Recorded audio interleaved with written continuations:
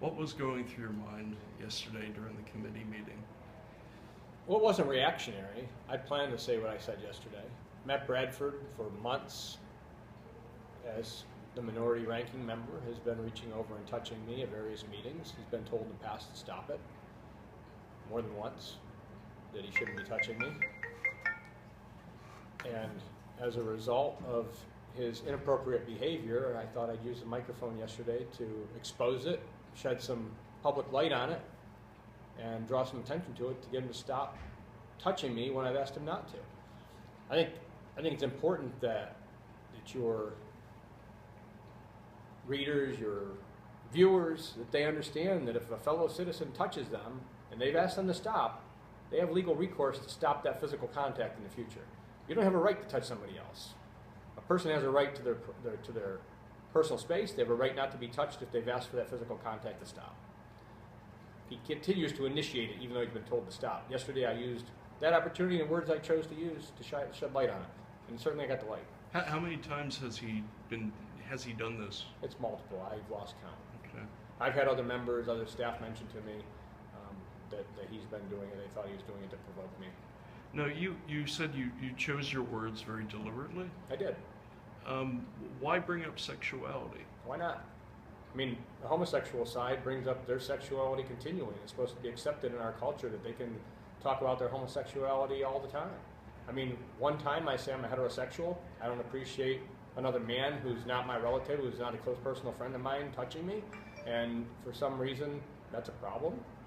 I mean, I think it's really hypocritical for anybody to try and say that I didn't have a right to say that I was a heterosexual in the process of letting him know that I don't appreciate his touch. Would you say I don't this is appreciate your his inappropriate touching. Would you say this is your coming out party? Are you coming out as a heterosexual? I think people knew that I was a heterosexual, but I don't think the majority of our population doesn't have to come out. They're living their heterosexual lives without having to declare it. They don't feel a need to declare it. Yesterday I felt it would help to magnify the issue that I was trying to publicize, which was Matt Bradford is not the victim here. Matt Bradford is someone who has touched me repeatedly when he's been asked to stop. And I think that's serious. I mean, as much as people might be entertained by the video, as much as people might try and spin this a different direction and use it for their own political ends, I think every American, every Pennsylvanian ought to stand up and say, if somebody touches a fellow citizen and they've been asked to stop, it should cease. Otherwise, there should be consequences. Where do you think Matt Bradford was coming from with this behavior? Because it sounds a lot to me, having gone to elementary school, it sounds a lot like that game of, I'm not touching you, I'm not touching you. That's exactly what a staff person had told me weeks ago, that when they watch him do what he does, that they looked at it as him playing those kinds of elementary school games, trying to provoke somebody. And that's been told to me by other members or other staff. In fact, one of my Republican colleagues said some Democrats had claimed that he was doing this so that he could get a reaction and use it for fundraising, given the Democrat side of the aisle. So you think that it's coming from a place of being juvenile, or? Like I can't get into the mind of Matt Bradford, really would never want to.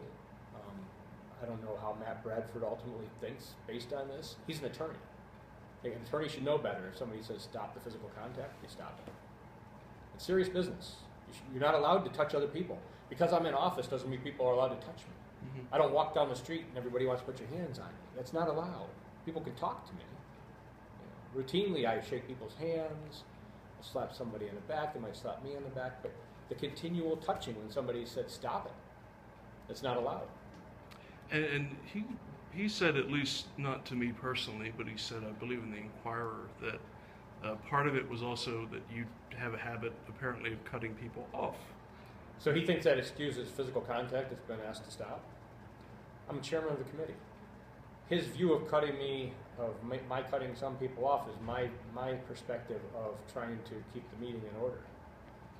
So I have the rights under the rules of the House to maintain order, to the point of removing somebody from a meeting if they're out of order, which is what I told some members I was going to exercise in the recent past, and they objected to it. But you have to have somebody that actually kind of keeps the asylum in order. some of these people act like they're in an asylum. Most of them on his side of the aisle. And I've heard tell, you know, in the past at least, maybe this has changed, that you were both, if not friends, then you were friendly previously.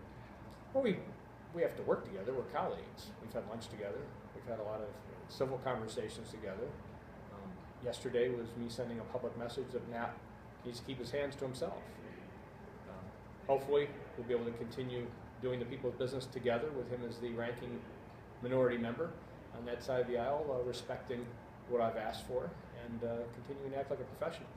But we need to make sure we have a professional environment, and that doesn't include reaching over and touching at somebody every time when they told you to stop.